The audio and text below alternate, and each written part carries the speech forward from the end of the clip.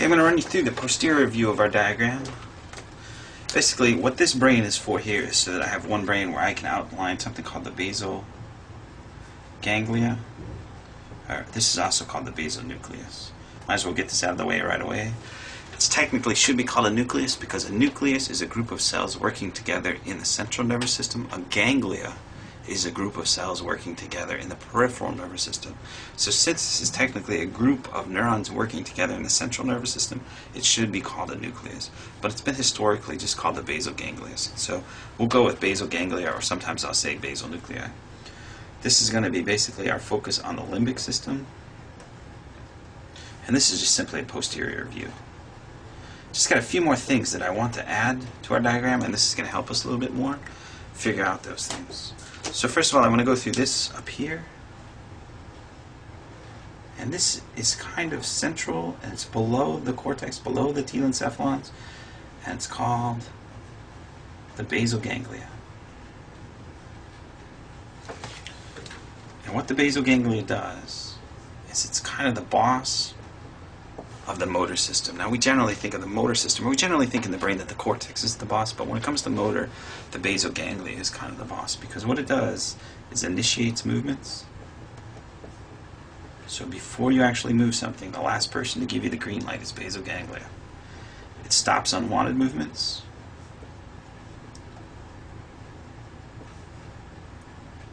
And it coordinates movements. And by coordinates, I don't really mean like muscle coordination. I mean it brings in all the things that you need to consider before you have some muscle action. So an example I use in class is you're going to punch somebody in the shoulder. Now you have to bring in an emotional component, because what's your intent emotionally? Are you mad? Are you just trying to say nice job? Are you trying to say buck up? What are you trying to do? Also, you need to coordinate information from your cerebellum, because that's your complex motor movement. That's your file cabinet for complex motor movement. So it's going to coordinate what's going on in your core muscles with what's going on in your arm as you throw this punch so that you don't fall over. You also got the premotor cortex, which is going to put planned information together, so like move individual muscles together to make a fist.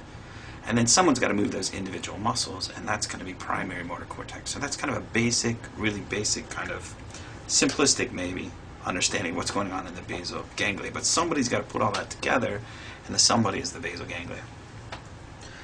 Probably the best way to think about this is to think about some lesions. And lesions of this are Huntington's chorea,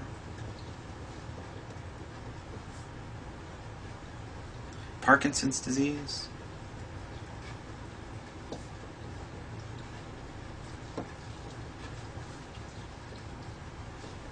and hemibullismus.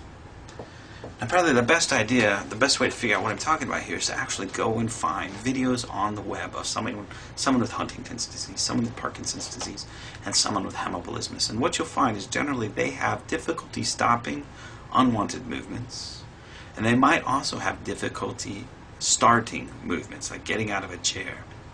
It can also be related to whether they intend to do something, so it's rather complex. The other thing that you'll notice is they all affect different areas of the basal ganglia.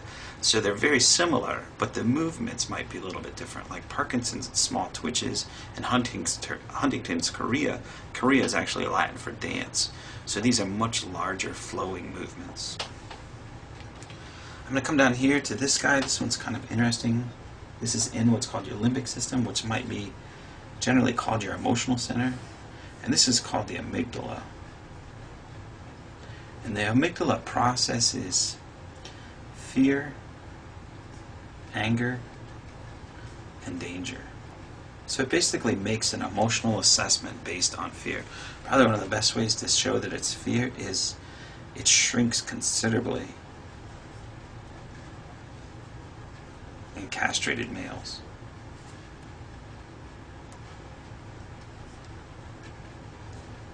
So it's kind of the part of the brain that makes males have male behaviors of aggression, fear, and anger.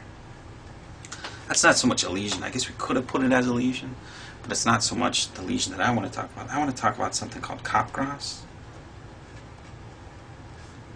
And Capgras syndrome is related to a tumor or some kind of stroke in the amygdala. And what happens is you'll present this this patient with a picture of their mother, and they'll say, "This looks like my mother," but it's an imposter. And what this tells us is the amygdala aids emotional identification. So your brain does not say that's a picture of your mom and tell you how some kind of a feeling associated. So we had this area back in here that was called the fusiform gyrus. I'm just going to write fusiform, and what that does is that somehow communicates with the amygdala and makes an emotional judgment. So when you look at a picture of your mom, you're going to have some kind of emotional judgment. Oh, some kind of warm feeling or something like that. And this patient, this is cut. So the fusiform gyrus says it's his mom, but he doesn't get that emotional judgment, and so he says she's an imposter. Interestingly, if the input came from auditory cortex, which is not really easy to draw in here, but auditory cortex, he might be able to recognize his mom's voice because then the connection still exists with the amygdala. Another interesting one, or I find it interesting, is laughing in the face of pain. Kind of an emerging theory on laughter is that it's a false alarm signal. It's a way to quickly defray stress. And so the idea is you see something stressful,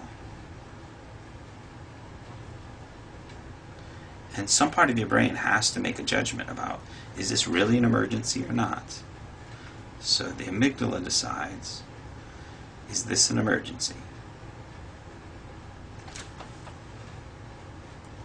And if the answer is, let's say the answer is, let's go this way. So we say, if the answer is yes, then you will continue being stressed.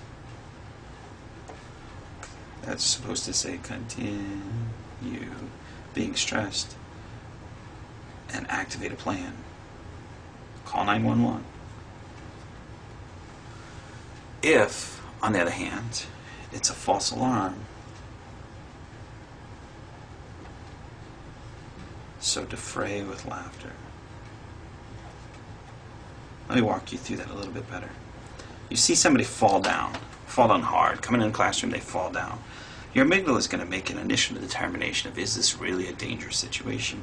And if the person stays down, then yes, it's a dangerous situation. So you're going to run to them, and you're going to call 911, and you're going to have this level of energy that pushes you to do the right thing, to have enough energy to save the day, so to speak. When you see this person fall down, there's going to be this initial rush of energy, but if the person gets back up, you'd like to defray that energy quickly, and so you laugh. And most of us that have ever been scared or something's happened so we're scared, we realize that that energy can stick around for a while, so it's kind of nice to have some system get rid of that rather quickly.